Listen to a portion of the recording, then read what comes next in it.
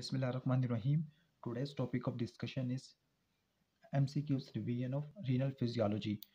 सबसे पहला MCQ है सिक्रेशन ऑफ पोटेशियम। पोटेशियम की सिक्रेशन पढ़ने से पहले हम इसका एक बेसिक ओवरव्यू ले लेते हैं BRS से। तो कि पोटेशियम की सिक्रेशन किन किन फैक्टर्स के ऊपर डिपेंड करती है। सबसे पहली बात, एक होता है पोटेशियम का इंटरनल बैलेंस, एक होता है पोटेशियम का एक्सटर्नल बैलेंस। जो इंटरनल बैलेंस का मतलब इंट्रा सेलुलर फ्लूइड और एक्स्ट्रा सेलुलर फ्लूइड के दरमियान पोटेशियम की कंसंट्रेशन कितनी है, इसको बोलते हैं इंट्रासेलुलर बैलेंस या फिर इंटरनल होम्योस्टेसिस ऑफ पोटेशियम। एक होता है एक्सटर्नल होम्योस्टेसिस, इसका मतलब ये होता है कि पोटेशियम की सिक्रेशन या फिर रिअब्जॉर्प्शन कितनी हो रही है। तो ये था इंटरनल होम्योस्टेसिस, ये एक्सटर्नल होम्योस्टेसिस, ये पोटेशियम की सिक्रेशन वाला।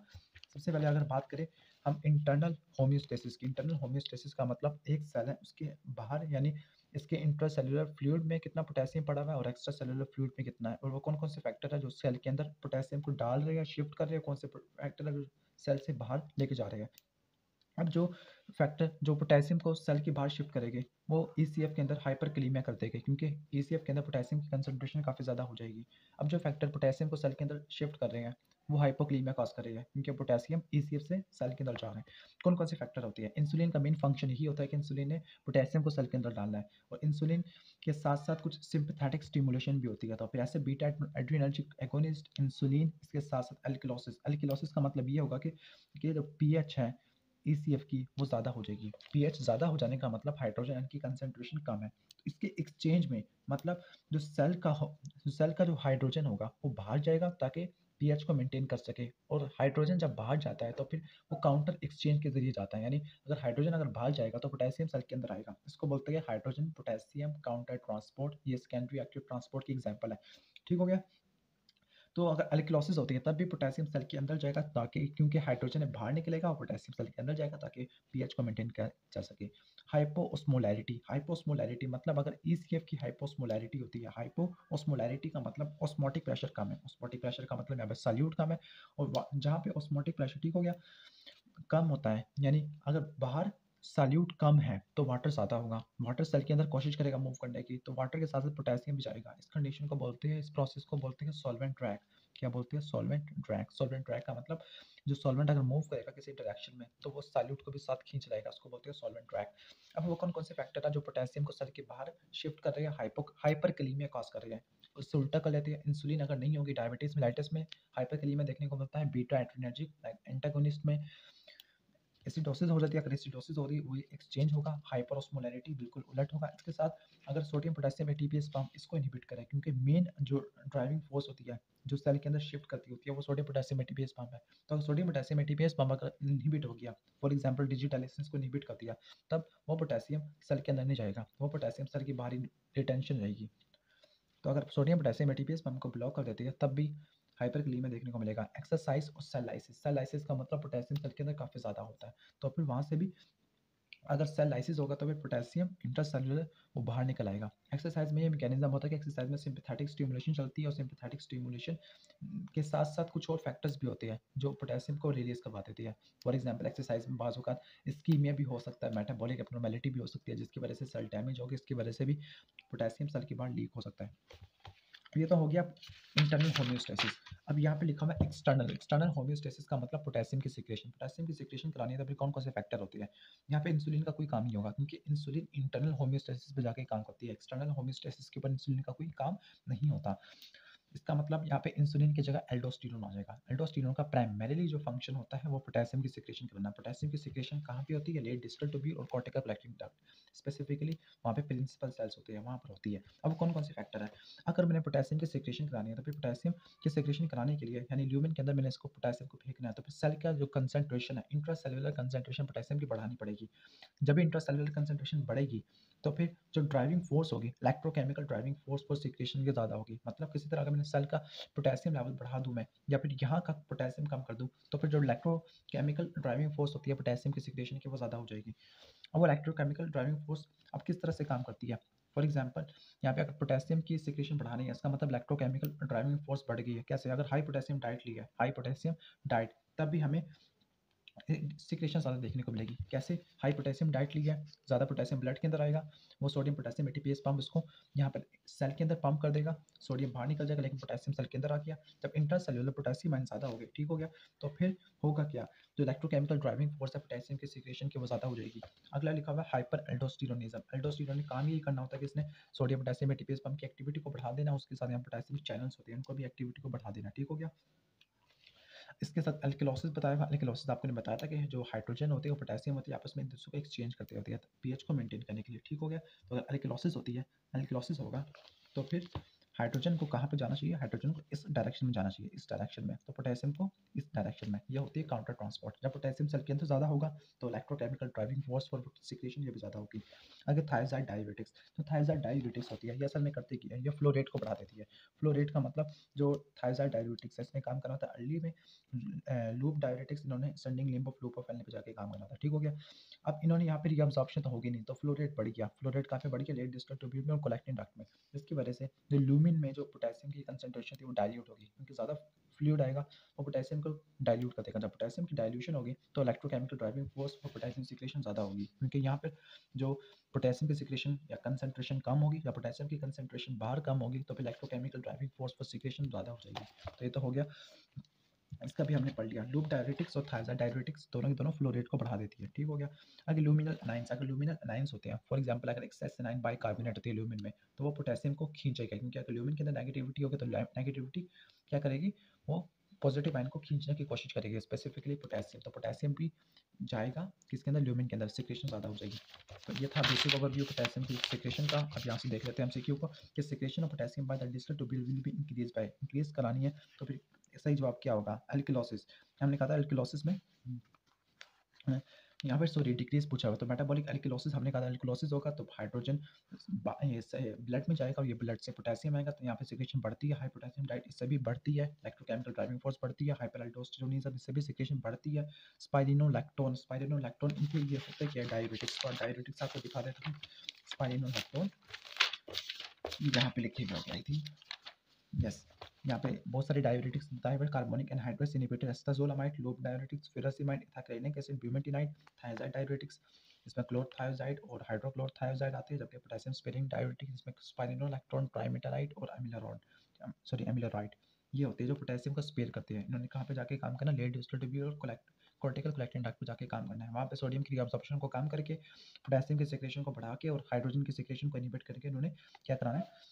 एक्सक्रीशन ज़्यादा होगी, पोटेशियम की एक्सक्रीशन ज़्यादा होगी और हाइड्रोजन की एक्सक्रीशन भी ज़्यादा होगी। ये था थायजाइड डाययूरेटिक्स ने अर्ली पे जाके काम करना होता है, सोडियम क्लोराइड को ट्रांसपोर्ट को इनहिबिट करके। लूप डाययूरेटिक्स ने काम करना होता है thick sending lymph of loop of फैलने, एग्जांपल है फ्यूरासिमाइड, इथाक्रेनिक एसिड, ब्यूमेटिनाइड। इन्होंने 1 सोडियम 1 पोटेशियम 2 क्लोराइड को ट्रांसपोर्ट को इनहिबिट करना है, जबकि कार्बोनिक एनहाइड्रेस इनहिबिटर एस्टाजोलामाइड इसने काम करना है अर्ली प्रोक्सिमल ट्यूब्यूल में। इसने कार्बोनिक एनहाइड्रेस को इनहिबिट करके बाइकार्बोनेट की सिक्रेशन को बढ़ा देना है। तो ये तो हो गया बेसिक ओवरव्यू डायरेटिक्स का। तो स्पाइरिनोलैक्टोन यानी लूप डायरेटिक्स ये भी बढ़ा देती है सिक्रेशन को। कैसे बढ़ा देती है? सॉरी ये थी potassium sparing diuretics, potassium sparing, तो ये सिक्रेशन को कम कर देगी, ठीक हो गया। तो आपका सही जवाब होगा स्पाइरिनोलैक्टोन। आगे, Jarrett and Adam both weight 70 kg। Jarrett ने 2 लीटर डिस्टिल वाटर लिया और उसने लिया 2 लीटर ऑफ आइसोटोनिक। अब डिस्टिल वाटर का मतलब हाइपोटोनिक की बात करा वो, यानी जिसमें वाटर है, सॉल्वेंट है लेकिन सॉल्यूट नहीं है, जबकि इसने लिया, एडम ने लिया आइसोटोनिक NaCl। अब इसकी वजह से एडम में क्या चेंजेस आएगी? एडम में क्या चीज़ है? एडम ने क्या लिया था? Isotonic NaCl। आइसोटोनिक का मतलब इसके ऑस्मोटिक प्रेशर तो सेम है, 2 लीटर लिया है, तो इसकी वजह से 2 लीटर है तो सिर्फ वॉल्यूम बढ़ेगा लेकिन ऑस्मोलैरिटी के ऊपर कोई फर्क नहीं पड़ेगा। एग्जाम्पल है आइसोस्मोटिक वॉल्यूम एक्सपेंशन की, आइसोस्मोटिक वॉल्यूम एक्सपेंशन की। तो आपको यहाँ से दिखा देता हूँ, इन्होंने एमसीक्यू यहाँ से लिया हुआ है आइसोस्मोटिक वॉल्यूम एक्सपेंशन। अगर आइसोटोनिक NaCl इनकी इन्फ्यूजन होती है तो ECF का वॉल्यूम ज़्यादा होगा, ECF का वॉल्यूम, लेकिन इंट्रासेलुलर वॉल्यूम पे कोई फर्क नहीं पड़ेगा। क्यों? क्योंकि ऑस्मोलैरिटी तो चेंज ही नहीं हुई, ऑस्मोलैरिटी चेंज नहीं है तो वाटर मूव नहीं करेगा, तो इसका मतलब ECF की ऑस्मोलैरिटी भी सेम है, ठीक हो गया, ऑस्मोलैरिटी भी सेम है क्योंकि आइसोटोनिक लिया था। अब यहाँ पे देखते हैं हिमेटोक्रेट, हिमेटोक्रेट ड्रॉप कर जाएगा। हिमेटोक्रेट ड्रॉप क्यों कर गया? तो हिमेटोक्रेट इसलिए ड्रॉप करके क्योंकि आगे देखना, क्योंकि फ्लूइड की आपने ऐड किया है, वॉल्यूम को बढ़ा दिया, तो वॉल्यूम क्या करेगा? आरबीसी को प्रोटीन दोनों को डाइल्यूट कर देगा, जिसकी वजह से हिमेटोक्रेट आपको कम देखने को मिलेगा। सोडियम की कंसंट्रेशन पर कोई फर्क नहीं पड़ेगा, आर्टीरियल प्रेशर में ज़्यादा हो जाएगा क्योंकि इससे वॉल्यूम ज़्यादा होगा। तो ये एग्जाम्पल है आइसोस्मोटिक वॉल्यूम एक्सपेंशन की। तो मैं आपको यहाँ से दिखा देता हूँ, तो यहाँ पर देख लेते हैं greater change in intracellular fluid volume. Intracellular fluid volume पर कोई फर्क नहीं पड़ेगा क्योंकि ये आइसोस्मोटिक केस है। आगे higher positive free water clearance. Free water clearance यहाँ पे ऑस्मोलैरिटी को कोई फर्क नहीं पड़ा, तो यहाँ पर कोई फर्क नहीं पड़ेगा फ्री वाटर क्लियरेंस पर। तो यहाँ पर फ्री वाटर क्लियरेंस आपको बल्कि यहाँ पर नेगेटिव आनी चाहिए क्योंकि इससे वॉल्यूम ज़्यादा हो गया। ठीक हो गया। आगे greater change in plasma osmolarity. Plasma osmolarity पे कोई फर्क नहीं पड़ा क्योंकि इसने आइसो ऑस्मोटिक लिया। ठीक हो गया। अब higher urine osmolarity, urine osmolarity ज़्यादा नहीं होगी, सॉरी यहाँ पर यही सही जवाब होगा कि यूरिन ऑस्मोलैरिटी ज़्यादा होगी क्योंकि यहाँ पर देखना ऑस्मोलैरिटी पे कोई फर्क नहीं पड़ा, उसके साथ जो एडम्स के अंदर एडीएच होगा वो सप्रेस भी नहीं होगा, जिसकी वजह से आपको प्लाज्मा के अंदर यूरिन के अंदर ऑस्मोलैरिटी ज़्यादा देखने को मिलेगी। बाकी जो यूरिन फ्लो रेट है वो लो देखने को मिलेगा, यूरिन फ्लो रेट लो देखने को मिलेगा। तो सही जवाब होगा इसका हायर यूरिन ऑस्मोलैरिटी। अब इसके बाद देख लेते हैं। 45-year-old women develop severe diarrhoea while on vacation. यहाँ पे बताया हुआ arterial blood gas analysis 7.25 pH, partial pressure of carbon dioxide 24 और ये 10। तो इसके आपको सही वैल्यूज आनी चाहिए, नॉर्मल वैल्यू। ये डायग्राम बहुत ज़्यादा इंपॉर्टेंट है ये डायग्नोस करने के लिए कि रिस्पिरेटरी एसिडोसिस है या मेटाबॉलिक एसिडोसिस है, उनकी कंपनसेशन कहाँ से आएंगी। आर्टीरियल ब्लड सैंपल लेते हैं, उसकी पीएच होती है 7.4। अगर पीएच 7.4 से ड्रॉप है इसका मतलब वो एसिडोसिस का केस होगा। अब एसिडोसिस है, हमने ये तय करना है कि रिस्पिरेटरी या मेटाबॉलिक है। तो रिस्पिरेटरी में देखते हैं हम CO2 को और मेटाबॉलिक में देखते हैं हम बाइकार्बोनेट को। अब CO2 इसके नॉर्मल वैल्यू होती है 40, बाइकार्बोनेट की होती है 24 से 26, लेकिन यहाँ पे 24 का फॉलो किया है। अगर मेटाबॉलिक एसिडोसिस होनी है, एसिडोसिस का मतलब बेस कम होगा, यानी एसिड ज़्यादा होगा यानी बेस कम होगा। मेटाबॉलिक एसिडोसिस के अंदर बाइकार्बोनेट का लेवल मुझे 24 से कम देखने को मिलेगा। अगर रिस्पिरेटरी एसिडोसिस करानी है तो PCO2 मुझे 40 से ज़्यादा देखने को मिलेगा। ठीक हो गया। तो अगर partial pressure of carbon dioxide अगर 40 से ज़्यादा है तो फिर रिस्पिरेटरी, अगर बाइकार्बोनेट इसका लेवल 24 से कम है तो ये मेटाबॉलिक एसिडोसिस होगा। और जब वो मेटाबॉलिक एसिडोसिस होती है या मेटाबॉलिक एब्नॉर्मेलिटी होती है तो इसकी कंपनसेशन आती है रिस्पिरेटरी सिस्टम से। तो रिस्पिरेटरी कंपनसेशन आएगी, चूंकि एसिडोसिस है तो फिर रिस्पिरेटरी सिस्टम इसको इस तरह से कंपनसेट करेगा कि ज़्यादा कार्बन डाइऑक्साइड को ब्लो ऑफ करवा देगा, जिसकी वजह से PCO2 40 से हमें कम देखने को मिलेगा। अगर यहाँ पे रिस्पिरेटरी का केस होता है तो फिर रीनल कंपनसेशन आती है, मेटाबॉलिक यानी कंपनसेशन आती है जिसमें बाइकार्बोनेट का हम कहते हैं 24 से ज़्यादा हो गया। ठीक हो गया। ताकि बेस ज़्यादा होगा एसिड को न्यूट्रलाइज करेगा। अगर 7.4 से पीएच ज़्यादा होती है तो इसका मतलब एल्किलोसिस है, एल्किलोसिस है तो फिर यहाँ पर ये भी दो केस आ सकते हैं, मेटाबॉलिक या रिस्पिरेटरी। रिस्पिरेटरी कार्बन डाइऑक्साइड की वजह से, मेटाबॉलिक बाइकार्बोनेट की वजह से। अगर बाइक मेटाबॉलिक है तो इसकी कंपनसेशन आती है रिस्पिरेटरी सिस्टम से, अगर रिस्पिरेटरी है तो फिर रीनल कंपनसेशन आती है। ठीक हो गया। तो ये बहुत ज़्यादा इंपॉर्टेंट है। इसकी वैल्यूज आपने तीन वैल्यूज को रट्टा मारना है, 7.4, बाइकार्बोनेट की 24 और PCO2 उसकी 40 होती है। ठीक हो गया, यानी partial pressure of carbon dioxide. अब हम आगे देख लेते हैं, ये भी एक और इम्पॉर्टेंट चीज़ भी है यहाँ पर, जो मेटाबॉलिक एसिडोसिस है। मेटाबॉलिक एसिडोसिस मैं इस पर पहले से वीडियो बना चुका हूँ और अनायन गैप पे भी, तो आप उसको देख लीजिएगा। तो मेटाबॉलिक एसिडोसिस दो चीज़ों के साथ प्रेजेंट करती है, एक इंक्रीज अनायन गैप इंक्रीज होने का मतलब नॉर्मोक्लोरीमिया, और नॉर्मल अनायन गैप इसका मतलब अगर क्लोरीन बढ़ता है तो उसको बोलते हैं हाइपरक्लोरीमिया या नॉर्मल अनायन गैप। अब इसको याद करने का तरीका क्या है, मैंने एक मीमोनिक बनाया है डर का। डर का होता है, पता नहीं किसका नाम होगा डर का, या डर का यानी डर का सामना करना। तो डर का मैंने इस तरह से बनाया है। तो D से डायरिया, R से रीनल ट्यूबुलर एसिडोसिस, C से कार्बोनिक एनहाइड्रेस इनहिबिटर, A से एडिशन डिजीज। ठीक हो गया डर का। जबकि यहाँ पे इसने आपने इसलिए याद करना है कि डीएलसी एमेज पता नहीं शायद कुछ नाम होगा, लेकिन डीएलसी एमेज से आपने रट्टा मारना है। डीएलसी, डी से डायबिटीज मेलाइटस होगा, एल से लैक्टिक एसिडोसिस होगा, सी से क्रॉनिक रीनल फेलियर होगा, एमीज से, ए से एस्पिरिन एनिसिटाइल सैलिसिलिक एसिड की toxicity, methanol poisoning, ethylene glycol poisoning और स्टारवेशन। तो डीएलसी एमीज ये आपने इसको याद करना है। अब ये तो हो गया। अब हम तो ये करेक्ट डायग्नोसिस क्या होगा, देखना पीएच इसकी 7.4 से ड्रॉप है तो उसका मतलब ये एसिडोसिस का केस होगा। दूसरी बात PCO2 24 है, हमने कहा था PCO2 40 होती है, तो उसका मतलब PCO2 कम हुई है। अब PCO2 कम होती तो फिर यहाँ पे मुझे पीएच ज़्यादा देखने को मिलती, लेकिन यहाँ पर ये केस इसकी वजह से ही होगा। अब देखो बाइकार्बोनेट 10 है, 10 का मतलब 24 से कम हो गया। अब ये बाइकार्बोनेट की वजह से पीएच ड्रॉप हुई है तो इसको बोलते हैं हम मेटाबॉलिक, ठीक हो गया, एसिडोसिस। आगे भी जो the following statement about the patient is correct, कि पेशेंट के बारे में क्या चीज़ ठीक है। अब शी इज हाइपोवेंटिलेटिंग, अब ये केस है मेटाबॉलिक एसिडोसिस तो इसकी कंपनसेशन हाइपरवेंटिलेशन से आती। Be the decrease arterial bicarbonate, जो इस तरह result of buffering of excess hydrogen by bicarbonate ion. तो यहाँ पर जो बाइकार्बोनेट का ड्रॉप हो जाना ये किस वजह से हुआ है, ये डायरिया की वजह से हुआ है। डायरिया में बाइकार्बोनेट की सिक्रेशन लॉस हुई है, तो इसकी वजह से ये बाइकार्बोनेट आयन का लेवल हमें कम देखने को मिला है। आगे वो कहता है कि the decrease blood potassium level is the result of exchange of intracellular ना, कि पहले देखेंगे कि जो पीएच यानी पीएच पहले से ड्रॉप है, मतलब पहले से ही एसिड ज़्यादा है, मजीद वो एक्सचेंज नहीं कर सकता। आगे पोटेशियम की लेवल इसलिए कम हो क्योंकि एल्डोस्टेरोन की वजह से। यस, कि अगर ईसीएफ वॉल्यूम कॉन्ट्रैक्शन हमें देखने को मिली क्योंकि बाइकार्बोनेट आयन लॉस हो रहा है, तो फिर ईसीएफ वॉल्यूम कॉन्ट्रैक्शन, ये बाइकार्बोनेट का वाटर भी जाएगा, डायरिया में वाटर लॉस होता है, तो इसलिए वॉल्यूम कॉन्ट्रैक्शन जिसकी वजह से एल्डोस्टेरोन का लेवल ज़्यादा होगा, एल्डोस्टेरोन पोटेशियम की सिक्रेशन करा देगा। आगे चलते हैं, use the values below to answer the following. The glomerular hydrostatic pressure 47 है, वुमेन स्पेस का प्रेशर 10 है और वुमेन स्पेस ऑनकोटिक प्रेशर 0 है। तो फिर आपने बताना कि ग्लोमेरुलर कैपिलरी ऑनकोटिक प्रेशर कितना होना चाहिए कि ग्लोमेरुलर फिल्ट्रेशन स्टॉप हो जाए। तो इसका बहुत ईजी सा फार्मूला है, वो फार्मूला आपको दिखा देता हूँ, लेकिन आपको आंसर आएगा 37। तो देखना यहाँ पर द वुमेन स्पेस का हाइड्रोस्टैटिक प्रेशर, दो फोर्सेज ऐसी होती है जो फिल्ट्रेशन को अपोज करती है और एक फोर्स ऐसी है जो फिल्ट्रेशन को प्रमोट करती है, वो फिर वो ये वाली फोर्स है पी जी सी, ग्लोमेरुलर हाइड्रोस्टैटिक प्रेशर। जबकि वुमेन स्पेस का हाइड्रोस्टैटिक प्रेशर और ग्लोमेरुलस का ऑनकोटिक प्रेशर ये इसको अपोज करते हैं। तो ये दो फोर्सेस अगर, तो इसका असल फार्मूला ये आ जाएगा। अब वो पूछिए इस फोर्स की इंफॉर्मेशन, यानी इस फोर्स की वैल्यू पूछ रहे हैं। यहाँ पर दिखा देता हूँ, यहाँ से किसकी पूछ रहा है, ग्लोमेरुलर और कैपिलरी ऑनकोटिक प्रेशर, इसकी वैल्यू पूछ रहे हैं। इन्होंने इसकी वैल्यू दी है 47 और इसकी वैल्यू दी है 10। तो फिर कितनी आनी चाहिए कि फिल्ट्रेशन स्टॉप हो जाए, मतलब 47 में से 10 माइनस कर दो तो 37 आती है। दोनों मिलकर इसको अपोज कर देगा, जिसकी वजह से फिल्ट्रेशन हमें 0 देखने को मिलेगी। आगे रीअब्सॉर्प्शन ऑफ फिल्टर्ड बाइकार्बोनेट, कि बाइकार्बोनेट जो फिल्टर होती है उसकी रीअब्सॉर्प्शन से होता क्या है। तो इसकी रीअब्सॉर्प्शन होती किस जगह पे, तो आपको पहले दिखा देता हूँ। बाइकार्बोनेट की रीअब्सॉर्प्शन होती है, आपने कहा था प्रॉक्सिमल ट्यूब्यूल में होती है, ठीक हो गया, कहाँ पे होती है, प्रॉक्सिमल ट्यूब्यूल में होती है। अब इसकी रीअब्सॉर्प्शन कराने के लिए कौन कौन से फैक्टर है, देखना यहाँ पे कार्बन डाइऑक्साइड भी इन्वॉल्व हो रहा है। इसका मतलब अगर कार्बन डाइऑक्साइड का लेवल कम है तब यहाँ पर ये हाइड्रोजन आयन काफ़ी कम हो गए, मतलब इसकी रीअब्सॉर्प्शन नहीं हो पाएगी, ठीक हो गया। और यहाँ पे कार्बोनिक एनहाइड्रेस भी चाहिए, अगर कार्बोनिक एनहाइड्रेस इनहिबिटर यूज करते हैं तब यहाँ पे कोई रीअब्सॉर्प्शन नहीं होनी। तो इसका सही जवाब होगा इस inhibited by decrease in arterial PCO2। आगे देख लेते हैं 7, the following information was obtained in a 20-year-old college student participating. अब यहाँ पे इसने वैल्यूज दी हुई है और जो क्लियरेंस का फार्मूला होता है वह UV/P। क्लियरेंस के जो क्लियरेंस होता है, क्लियरेंस जो वो वॉल्यूम है प्लाज्मा का जो रिक्वायर होता है किसी भी सब्सटेंस की एक्सक्रीशन कराने के लिए, रिमूव कराने के लिए, वो इसको क्या बोलते हैं, क्लियरेंस, उसको क्लियरेंस बोलते हैं। तो यहाँ पर हम क्लियरेंस को देख लेते हैं। तो जो आपको क्लियरेंस नजर आ रहा होगा, clearance is the volume of the plasma, वो प्लाज्मा का वॉल्यूम जो कि फिल्टर्ड होता है या फिल्ट्रेशन के लिए चाहिए होता है किसी भी सब्सटेंस की, UV/P होगा।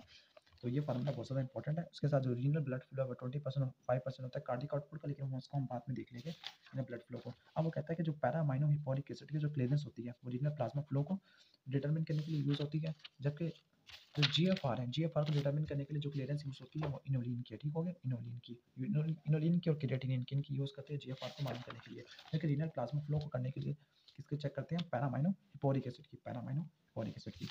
तो ये तो हो गया बेसिक ओवरव्यू। हम इसके बाद देख लेते हैं नेक्स्ट MCQ।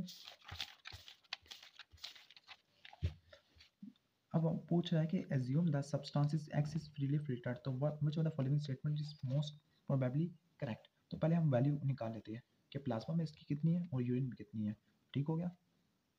तो पहले हमने इसकी निकाल लेते हैं, प्लाज्मा में कितनी है, प्लाज्मा में बताई हुई उसने 2 बताई हुई है, नीचे 2 आ जाएगा, ऊपर इसने बताया हुआ है 100 बताया हुआ है यूरिन के अंदर और इसका 1 यहाँ से, तो 50 आ जाएगा इसका आंसर, 50 तो आ गया इसका जो नेट क्लियरेंस के कितना रिमूव हो रहा है। और GFR को मालूम कर लेते हैं, GFR हमने कहा था इनोलिन से मालूम कर सकते हैं, तो फिर GFR आ जाएगी कि 1 इनोलिन का आएगा यानी प्लाज्मा में 1 और जबकि 150 आ जाएगा, तो 150 किसकी है, ये GFR आ गई, ठीक हो गया।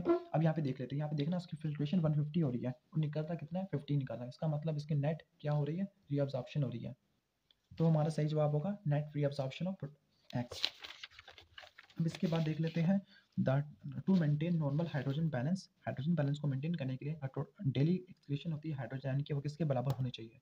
तो आपको पता होना चाहिए हमारी बॉडी में एसिड कहाँ कहाँ से प्रोड्यूस हो सकते हैं, एसिड की प्रोडक्शन कहाँ कहाँ से होती है। तो यहाँ पे देख लेते हैं, फोकस क्यों नहीं हो पा रहा, हाँ हमारी बॉडी में 2 टाइप के एसिड प्रोड्यूस होते हैं, वोलेटाइल और नॉन वोलेटाइल। वोलेटाइल में मतलब कार्बन डाइऑक्साइड गैसियस फॉर्म में ये प्रोड्यूस होती है एरोबिक मेटाबॉलिज्म की वजह से, एरोबिक मेटाबॉलिज्म की वजह से प्रोड्यूस होती है। और ये जो कार्बन डाइऑक्साइड वाटर से रिएक्शन करती है तो फिर बनता है बाई यानी कार्बोनिक एसिड हाइड्रोजन और बाइकार्बोनेट देता है, ठीक हो गया। और कार्बोनिक एनहाइड्रेस बहुत सारे टिश्यू के अंदर होता है। हमने देखा था, जो कि नॉन वोलेटाइल एसिड को हम फिक्स्ड एसिड भी बोलते हैं। इसके अंदर एग्जांपल आती है प्रोटीन कैटाबॉलिज्म के product sulphuric acid, phospholipid catabolism के प्रोडक्ट फॉस्फोरिक एसिड, ठीक हो गया। नॉर्मली प्रोड्यूस होते हैं एट द रेट ऑफ 40 से 60 मिलीमोल पर डे। दूसरे फिक्स एसिड जो प्रोड्यूस होते हैं डिजीज के अंदर, कीटो एसिड होगा, लैक्टिक एसिड होगा, जो कि दूसरा फिक्स एसिड जो हम इंजेस्ट कर सकते हैं, जो प्रोड्यूस नहीं होते लेकिन इंजेस्ट हो सकते हैं, सैलिसाइलिक एसिड, फॉर्मिक एसिड और ऑक्सैलिक और ग्लाइकोलिक एसिड।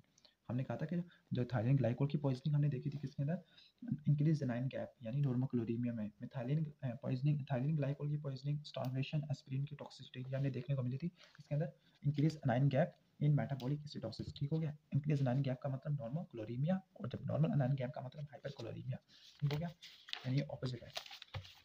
अब हम नेक्स्ट, यानी अब इसका आंसर क्या होगा कि टोटल जो फिक्स्ड एसिड और फिक्स्ड इंजेक्शन, ठीक हो गया, अल्फा ऑप्शन बनता है इसका, ठीक हो गया। इतना ही होना चाहिए, एक्सक्रीशन इसके बराबर होनी चाहिए। प्रोडक्शन कितनी और इंजेक्शन कितनी है? प्रोडक्शन हमने कहा था प्रोटीन कैटाबॉलिज्म वाली हमने कहा था, और जो कहा था कि जो कीटो एसिड प्रोड्यूस होते थे लैक्टिक एसिड, जबकि हमने इंजेक्शन में बताया था कि oxalic acid, glycolic acid, salicylic acid और फॉर्मिक एसिड। अब हम देख लेते हैं 9 1 gram of mannitol was injected into the woman after equilibrium the plasma sample has a concentration of, ये एमसीक्यू को छोड़ देते हैं क्योंकि प्रैक्टिकल वगैरह है तो इसको छोड़ देते हैं, यानी इसकी वैल्यूज पूछ रहे हैं। आगे 50 year old man is given glucose tolerance test, इसमें प्लाज्मा ग्लूकोज कंसंट्रेशन को बढ़ाया गया और ग्लूकोज एब्जॉर्प्शन और एक्सक्रीशन को मेजर किया गया। आगे वो पूछ रहे जब प्लाज्मा ग्लूकोज कंसंट्रेशन ज़्यादा होती है ट्रांसपोर्ट मैक्सिमम से, तब हमें क्या देखने को मिलता है? तो पहले हम कुछ रिलेशनशिप को पढ़ लेते हैं यहाँ से, यहाँ से, ठीक हो गया। तो जो transport maximum curve for glucose, अब यहाँ पर जो सोडियम ग्लूकोज को ट्रांसपोर्ट होते हैं वो कहाँ पे होते हैं? अर्ली प्रॉक्सिमल ट्यूब्यूल के अंदर, अर्ली प्रॉक्सिमल ट्यूब्यूल के अंदर जो ग्लूकोज की रीअब्सॉर्प्शन करते हैं और लिमिटेड नंबर होते हैं। अगर प्लाज्मा ग्लूकोज कंसंट्रेशन 250 से कम है, 250 मिलीग्राम पर डेसीलीटर से कम है, तो तमाम जो फिल्टर ग्लूकोज है उसको रीअब्सॉर्ब कर सकती है क्योंकि कैरियर अभी अवेलेबल है, ठीक हो गया। अगर 250 से कम हो तब हम ग्लूकोज को एब्जॉर्ब कर सकते हैं साथ के साथ, लेकिन अगर 250 350 से ज़्यादा होता है तो तमाम कैरियर सैचुरेट हो चुके हैं, तो उसका मतलब 350 से ज़्यादा जितना भी ग्लूकोज होगा वो मजीद रीअब्जॉर्प्शन नहीं करेगा, ठीक हो गया। यानी एक ऐसा रेट या रीअब्जॉर्प्टिव रेट जिसमें सारे कैरियर सैचुरेटेड हो सकते हैं, तमाम कैरियर सैचुरेट हो गए, वो मजीद ग्लूकोज को रीअब्जॉर्ब नहीं कर सकते, उसको बोलती है ट्रांसपोर्ट मैक्सिमम। तो आपको नजर आ रहा होगा यहाँ पे ट्रांसपोर्ट मैक्सिमम कहाँ पे अचीव हो रही है? 350 के आसपास, ठीक हो गया। गाइडन के मुताबिक यहाँ पे 375 लिखा हुआ है, 375, तो 375 आप गाइडन से फॉलो कर लीजिएगा, ठीक है। 375 अब यहाँ पे बता रहा है थ्रेशोल्ड कि अगर 250 से कम होती है प्लाज्मा कंसंट्रेशन, तमाम फिल्टर ग्लूकोज रीअब्जॉर्ब हो जाता है लेकिन जीरो एक्सक्रीशन होती है। लेकिन अगर 250 से ज़्यादा हमें देखने को मिलता है या फिर 250 हो जाता है तब हमें थ्रेशोल्ड अचीव होती है। थ्रेशोल्ड का मतलब वो प्लाज्मा कंसंट्रेशन जितना ग्लूकोज सबसे पहली मरतबा अपीयर होता है यूरिन के अंदर, तो वो वैल्यू उसने बताई वो 250 मिलीग्राम पर डेसीलीटर, ठीक हो गया। और ट्रांसफर मैक्सिमम की वैल्यू कितनी बताई है इसने? 375। मैं आपको गाइडन से भी देख के बता देता हूँ, गाइडन के अंदर देख लेते हैं ये चीज़। तो यहाँ पे गाइडन से अगर आप देखिएगा, गाइडन में 375 बताई हुई है ट्रांसपोर्ट मैक्सिमम, फॉस्फेट की बताई हुई है 0.1, और जबकि सल्फेट की बताई है 0.06, माइनो एसिड की बताई हुई 1.5, यूरेट की 15 होती है, यूरेट को 5 गुना कर लो तो बनता है लैक्टेट की, और प्लाज्मा प्रोटीन की 30 होती है, ठीक हो गया। तो ये इंपॉर्टेंट वैल्यूज आपको आनी चाहिए। अब यहाँ पर जो उसने थ्रेशोल्ड की वैल्यू बताई हुई है वहाँ पे इसने 250 मिलीग्राम, ठीक हो गया, 250 मिलीग्राम पर मिनट इसने फिल्टर लोड के हवाले से बताई हुई है, जबकि कंसंट्रेशन उसने 200 मिलीग्राम पर मिनट, आप उसके हिसाब से देख लीजिएगा। तो थ्रेशोल्ड वो यानी प्लाज्मा कंसंट्रेशन है जिसमें ग्लूकोज सबसे पहले यूरिन के अंदर अपीयर होता है, और वो प्लाज्मा कंसंट्रेशन जिसके अंदर तमाम से कैरियर सैचुरेट हो जाते हैं, तो उसको बोलते हैं ट्रांसपोर्ट मैक्सिमम कर। तो यहाँ पे देख लेते हैं clearance of glucose is zero. अभी कहते हैं अगर प्लाज्मा ग्लूकोज कंसंट्रेशन अगर ट्रांसपोर्ट मैक्सिमम से ज़्यादा होती है तो फिर ग्लूकोज से क्लियरेंस जीरो ना, सारा ग्लूकोज एक्सीडेट हो जाएगा। अगर द एक्सक्रीशन रेट होती है ग्लूकोज की वो किसके बराबर है? रीअब्जॉर्प्शन रेट के। हमने कहा था कि रीअब्जॉर्प्शन होती नहीं है इस जगह पर, कहते हैं रीअब्जॉर्प्शन रेट, सॉरी यहाँ पे एक्सक्रीशन रेट पढ़ लिया मैंने, जो रीअब्जॉर्प्शन तो होती नहीं है, एक्सक्रीशन रेट है वो फिल्ट्रेशन रेट के बराबर है। नहीं, फिल्ट्रेशन रेट के बराबर नहीं होता, वो इनके डिफरेंस के बराबर होगा, रीअब्जॉर्प्शन के और फिल्ट्रेशन के। डेल्टा को देख लेते हैं, जो excretion rate increases with increasing plasma glucose concentration, हाँ यही बन सकता है, ठीक हो गया। आगे देख लेते हैं नेगेटिव फ्री वाटर क्लियरेंस। अब फ्री वाटर क्लियरेंस के कॉन्सेप्ट को देख लेते हैं यहाँ से। तो फ्री वाटर क्लियरेंस का कॉन्सेप्ट क्या होगा? सॉल्यूट फ्री वाटर को बोलते हैं फ्री वाटर, तो ऐसा वाटर जिसमें जो 100% प्योर हो और उसमें सॉल्वेंट सॉल्यूट ना हो तो उसको बोलते हैं फ्री वाटर। तो फ्री वाटर क्लियरेंस का मतलब हम ऑस्मोलैरिटी को क्या कर रहे हैं, बढ़ा रहे हैं। यानी फ्री वाटर क्लियरेंस का मतलब ऑस्मोलैरिटी को बढ़ाना, फ्री वाटर को रिमूव करके ऑस्मोटिक प्रेशर को बढ़ा देना, ब्लड के अंदर ऑस्मोलैरिटी को बढ़ा देना। तो ये एस्टिमेट करते हैं किडनी की कंसंट्रेटिंग या फिर डाइल्यूटिंग एबिलिटी को। फ्री वाटर जिसको सॉल्यूट फ्री वाटर बोलते हैं, कहाँ पर प्रोड्यूस होता है, diluting segment of kidney. Kidney के अंदर डाइल्यूटिंग सेगमेंट होती है। पहला thick ascending limb of lower palate, दूसरा होगा अर्ली डिजिटल ट्यूब्यूल, जहाँ पे सोडियम क्लोराइड की रिअब्जॉर्प्शन होती है लेकिन फ्री वाटर बच जाता है, वो आगे रिअब्जॉर्ब नहीं होता। अगर एडीएच नहीं होगा तब ये फ्री वाटर एक्सक्रीट होगा और इसको बोलते हैं क्लियरेंस जो होगी फ्री वाटर क्लियरेंस वो पॉजिटिव है। लेकिन अगर एडीएच है तो जो सॉल्यूट फ्री वाटर है या फिर फ्री वाटर है उसकी एक्सक्रीशन नहीं होगी बल्कि उसकी रिअब्जॉर्प्शन हो जाएगी लेयर डिजिटल ट्यूब्यूल में और कॉर्टिकल कलेक्टिंग डक्ट में। मतलब फ्री वाटर क्लियरेंस क्या है, नेगेटिव है। तो free water clearance is equal to V minus C osmolarity. जो वी है यूरिन फ्लो रेट होती है और सी क्या है, ऑस्मोलर क्लियरेंस यानी सॉल्यूट की क्लियरेंस हो गया। अब ऐसा यूरिन जिसकी ऑस्मोलैरिटी प्लाज्मा के बराबर है उसको बोलते हैं आइसोथिन यूरिन। यहाँ पे फ्री वाटर क्लियरेंस जीरो है। इनका प्रोड्यूस होता है जब हम ट्रीटमेंट देते हैं लूप डायरेटिक्स से। लूप डायरेटिक्स करते हैं क्या, सोडियम क्लोराइड की रिअब्जॉर्प्शन को इनहिबिट कर देती है thick ascending limb of loop पर फैलने में, जिसकी वजह से thick ascending limb of loop पर फैलने में डाइल्यूशन भी इनहिबिट हो जाती है और दूसरी तरफ जो प्रोडक्शन होती है कोर्टिकोपेप्टाइड ऑस्मोटिक ग्रेडिएंट यानी हाइपरऑस्मोटिक मेडुलरी इंटरस्टिशियम जो कंसंट्रेशन के लिए इन्वॉल्व होता है वो भी इनहिबिट हो गया। तो यहाँ पर ना ही यूरिन की डाइल्यूशन होगी ना ही यूरिन की कंसंट्रेशन होगी। डाइल्यूशन क्यों नहीं होगी, क्योंकि डाइल्यूटिंग सेगमेंट की आपने इनहिबिशन कर दी है। डाइल्यूटिंग सेगमेंट का मतलब NaCl की रिअब्जॉर्प्शन नहीं हो रही और कंसंट्रेशन क्यों नहीं हो पा रही, क्योंकि हाइपरऑस्मोटिक मेडुलरी इंटरस्टिशियम में इसको आपने एबॉलिश कर दिया, क्योंकि सोडियम क्लोराइड आगे मेडुला के इंटरस्टिशियम में नहीं जाएगा। ऐसा यूरिन जिसकी जो हाइपोस्मोटिक हो मतलब एडीएच नहीं है यानी फ्री वाटर क्लियरेंस पॉजिटिव है, का प्रोड्यूस होता है जब वाटर की इंटेक ज़्यादा हो यानी एडीएच कम करना चाहिए। या फिर सेंट्रल डायबिटीज इंसिपिडस जिसमें एडीएच प्रोड्यूस ही कम होता है, या फिर नेफ्रोजेनिक डायबिटीज इंसिपिडस जिसमें जो सेंसिटिविटी है एडीएच के लिए कम हो जाती है। अब ऐसा यूरिन जो हाइपरऑस्मोटिक है मतलब एडीएच ज़्यादा है तो अपने यहाँ पर फ्री वाटर क्लियरेंस नेगेटिव देखने को मिलेगी। ये कब देखने को मिलेगा, वाटर डिप्राइवेशन के केस में या फिर सिंड्रोम ऑफ इनएप्रोप्रिएट एडीएच में देखने को मिलता है। तो ये तो हो गया फ्री वाटर क्लियरेंस के बेसिक ओवरव्यू। अब यहाँ से देख लेते हैं अपना जवाब। अब फ्री वाटर क्लियरेंस किस में होगा, drinks 2 litre of distilled water in 30 minute. तो यहाँ पे देखना नेगेटिव फ्री वाटर क्लियरेंस का मतलब यूरिन की जो ऑस्मोलैरिटी है, यूरिन की ऑस्मोलैरिटी काफ़ी ज़्यादा है यानी हाइपर ऑस्मोटिक है। हाइपर ऑस्मोटिक का मतलब यहाँ पर ऑस्मोलैरिटी आपको यहीं देखने को मिल रही है 1000 मिलीऑस्मोल पर लीटर। तो ये तो हो गया बेसिक ओवरव्यू इसका। तो अब मज़ीद MCQs रह गए उनको इंशाल्लाह नेक्स्ट वीडियो में कवर करेंगे। अगर वीडियो पसंद आए तो उसको लाइक कीजिएगा और चैनल को जो सब्सक्राइब कर लीजिएगा। Thanks for watching this video. Allah हाफिज़।